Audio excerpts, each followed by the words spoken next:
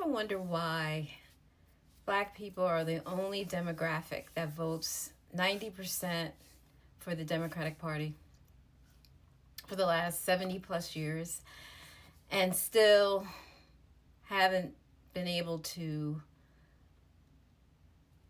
achieve the things that they need to achieve in terms of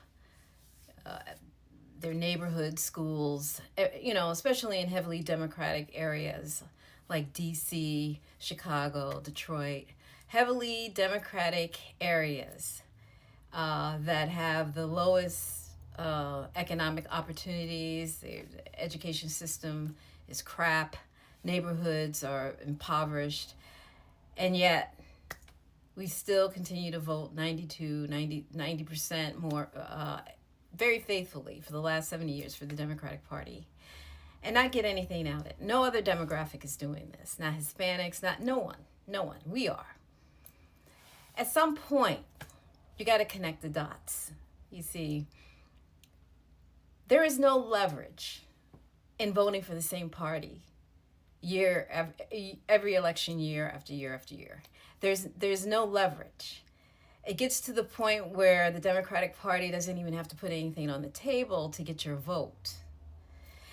And they're always dangling reparations as a carrot, in spite of the fact that at some point they've had control of the executive branch, the legislative branch, everything, and still not able to get reparations passed. Ask yourself, why? Why?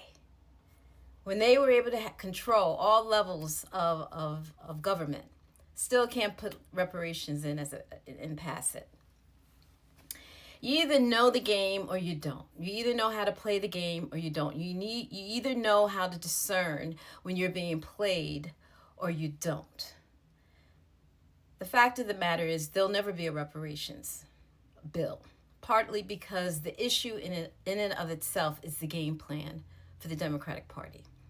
It is a perpetual issue, and they want to keep it a perpetual issue to get into office. This is among other things that they do to dangle ridiculous things like DEI. And yet, most black people aren't even benefiting from that. DEI is really benefiting every other so-called marginalized group except black people. But black people are the face of DEI. And you got to wonder why. Connect the dots already. You're a convenient scapegoat. Black people are convenient. I mean, we get a lot of things done in our community, and that's why we're used so much by the Democratic Party.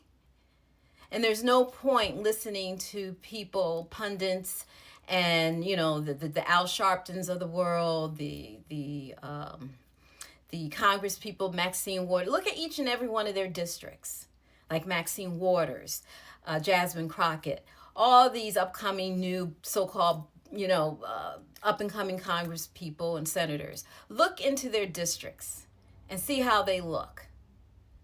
And tell me, are they in it to help their community, or are they in there just to make a lot of money? Like Maxine Waters. For the last 40 years, this woman has been in office, and her district looks like crap. Don't take my word for it. Just go on there and look. For those who come from her district, take a look around and scan your own community and tell me if I'm lying. These people are in office because they're getting paid. They're getting paid to corral black people to vote for the Democratic Party.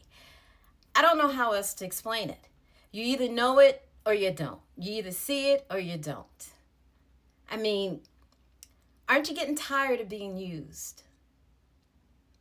Don't you understand how to leverage your power? You use both parties to get the things that you want. You don't just blindly vote for the same party every election cycle and expect some kind of change. And the whole time they're making you the face of the struggle and the oppression, and you're getting nothing out of it. I mean, every other group can come in there. The Asians got an anti-hate bill. We couldn't even get that for the last 100 and some years when they were lynching us. The alphabet community was able to get great strides as far as their ability to get the things that they worked for using our blueprint. And yet we're the face of all this, and we haven't gotten anything. These immigrants coming into the country, we're taking resources from Black communities, not rich suburban white communities. Figure this out. Connect the dots already. You're being played. You've been played for a long time by the Democratic Party. And you will continue to be played by the Democratic Party if you don't figure this thing out. I mean, a lot of people have talked about this, and yet Black people are just, they run on emotion. They don't run on, their ability to see things for the way they are. And this is why you're used, because you're so emotional about these things. You can't discern and figure out, let's play both sides. Let's play it like everybody else is playing it. We don't give a vote and expect nothing. They either are going to deliver or you start voting for the other side. And when the other side starts acting up, you put pressure on them. But this blind leading and blind voting, just because your grandma voted Democrat, just because your great-granddaddy voted, that is not intelligent voting. You're not giving yourself any leverage. You're allowing a whole party to use you as a collective. And then at the end of the day, you're not getting it. Everybody else is getting a piece of the pie but Black people. And you're becoming the face of these movements that don't even benefit you in any great way. Not in a great collective way for anybody that looks like this. You're being used. I mean, connect the dots already. If you can't figure this out, I don't know what to say. I mean, people will come for me, call me a coon or whatever it is, but, I'm not going to just give my vote away carelessly. And I've stopped listening to these race hustlers years ago because I already saw that they were in it just for the money. They were in it just to gain Black. They're used by other powerful people to corral Black people into voting a certain way. You either know this stuff, you either see this stuff, or you're just out there in space and you're just voting blindly because, Jasmine Crockett can, dance and tap dance for the white man to corral you to vote, to support her. And she'll be the face of the Democratic Party, like Kamala. And then you'll lose. Because nobody ain't going to vote for her. Nobody in great numbers except for Black people are going to vote for her. So here we go, rinse and repeat. You're going to put another loser on the ticket for the Democratic Party and the presidential candidate for 2028, and you're going to lose again. That's if she can get through the primary. I mean, this if it wasn't so pathetic, it'd be comical. If this whole thing wasn't so pathetic, I wouldn't be sitting up here on TikTok wasting my time talking to the ethers out here. Thank you for those who support it. Others, you just figure this out. I mean, this isn't hard. This is just a matter of common sense. But then I guess common sense is not so common.